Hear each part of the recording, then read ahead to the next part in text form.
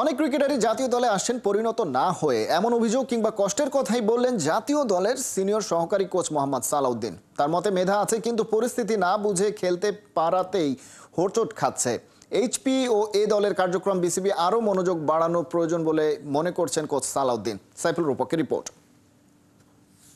আমার মনে হয় ছেলেরা বুঝতে পারছে যে আসলে তাদের আমরা আসলে এই স্টেজে আসলে আমরা থাকতে চাই না। সত্যিই কি বুঝতে পেরেছে শান্ত লিটনরা? এখনো তো দুর্বল জিম্বাবুয়ে আর আরব আমিরাতের বিপক্ষে হেরে মুখ লুকাতে হয়। মিলছে কারি কারি টাকা, মিডিয়া কাভারেজও কম নয়। নেই শুধু 22 গজে পারফরমেন্স, টেস্ট আর টি-20 র্যাঙ্কিংয়ে নয়। পছন্দের ওডিআই ফরম্যাটে এখন 10 নম্বরে। বিশ্ব ক্রিকেটে আর কত নিচে নামবে টিম বাংলাদেশ? বাংলাদেশের কি মেধার ঘাটতি, না ট্যালেন্ট আছে মাঠে, বা ওই সিচুয়েশন অনুযায়ী ক্যালকুলেটিভ ক্রিকেট খেলতে তারা ব্যর্থ হচ্ছে? কোনটাই ঘাটতি আসলে? অনেক কিছু চেঞ্জ করার দরকার আছে। আমাদের এইচপি বলেন, আমাদের ধরেন যারা টাইগারে আছে তাদেরকেও, সেখান থেকেও আসলে আমাদের অনেক কিছু চেঞ্জ করার দরকার আছে।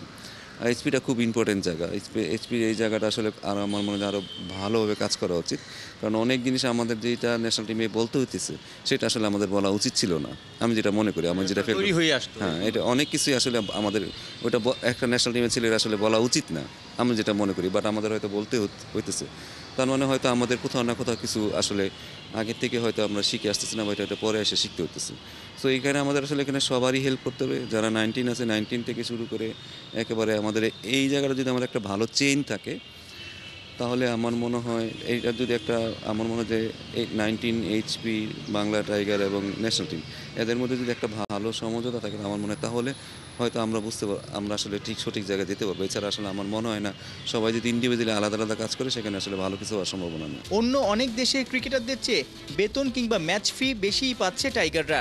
প্রশ্ন ওঠে, দেশের জয়ে বড় অবদান রাখা, বিশ্বমানের পারফর্মার হওয়ার সেই জেদ, চেষ্টা আর ক্ষুধা আছে কি ওদের?